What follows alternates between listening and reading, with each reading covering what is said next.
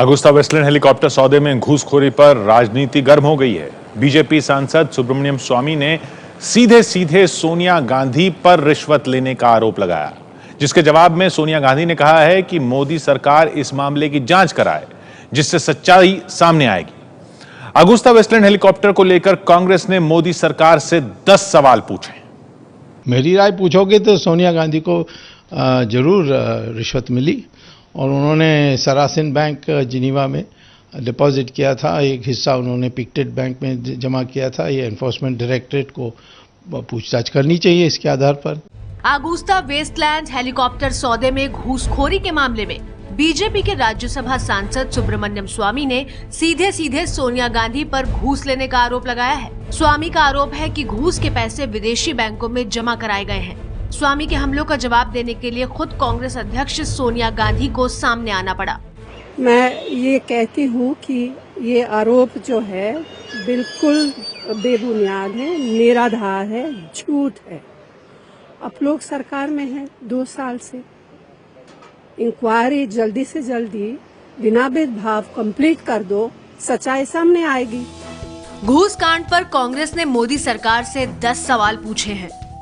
Blacklist होने के बावजूद अगुस्ता फिनमैकेनिका को क्यों वापस आने दिया? जुलाई 2014 में अगुस्ता वेस्टलैंड को ब्लैकलिस्ट से बाहर किया गया था।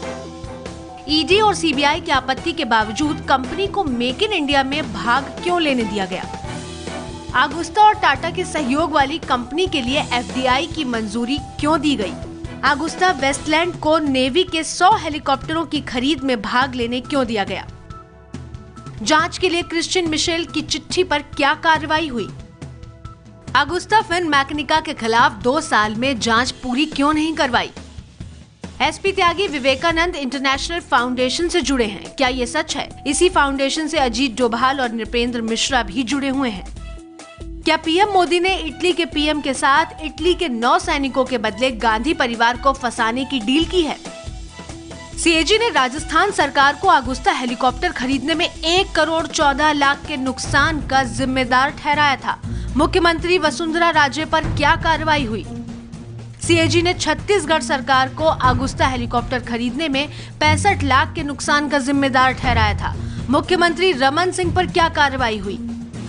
अगुस्ता हेलीकॉप्टर सौदे में संदिग्ध बिचौलिए क्रिश्चियन मिशेल के एक इंटरव्यू ने मामले में नया पेच ला दिया है। अंग्रेजी अखबार द हिंदू को दिए इंटरव्यू में मिशेल ने कहा है कि मैं जीवन में कभी कांग्रेस अध्यक्ष सोनिया गांधी से या गांधी नाम वाले किसी व्यक्ति से नहीं मिला। मैं राजनीति का शिकार हूँ। इटली की कोर्ट में पेश जिस दस्तावेज में टारगेट सोनिया की बात कही गई है वो मेरे हाथ के लिखे नहीं है। दरअसल इटली की कोर्ट में अगुस्ता घूसकांड पर सुनवाई के दौरान सोनिया गांधी का नाम उठा था। कोर्ट में एक चिट्ठी का भी जिक्र किया गया था। चिट्ठी में लिखा था कि मिसेस गांधी ही नए हेलीकॉप्टर्स के पीछे ड्राइविंग फोर्स है। चिट्ठी में ये भी लिखा है कि ब्रिटिश हाई कमिश्नर को सोनिया गांधी के करीबी सलाहकारों को टारगेट करना चाहिए।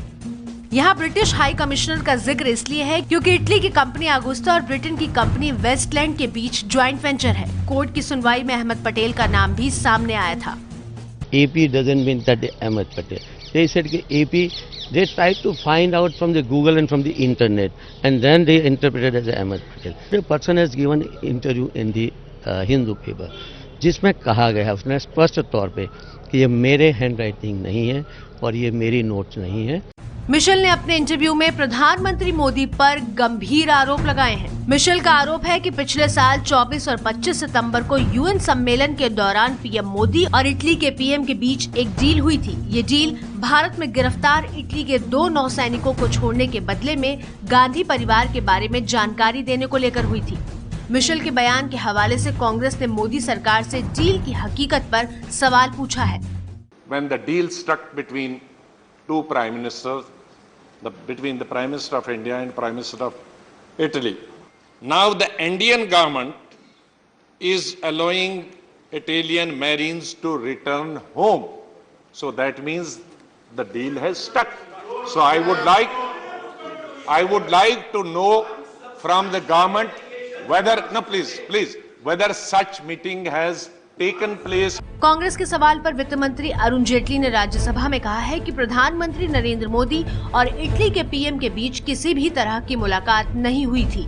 The report in the newspaper cited by the honorable leader of opposition with regard to the alleged meeting of the Indian Prime Minister and the Italian Prime Minister and the deal struck is false and untrue in its entirety. No such meeting at all has been held.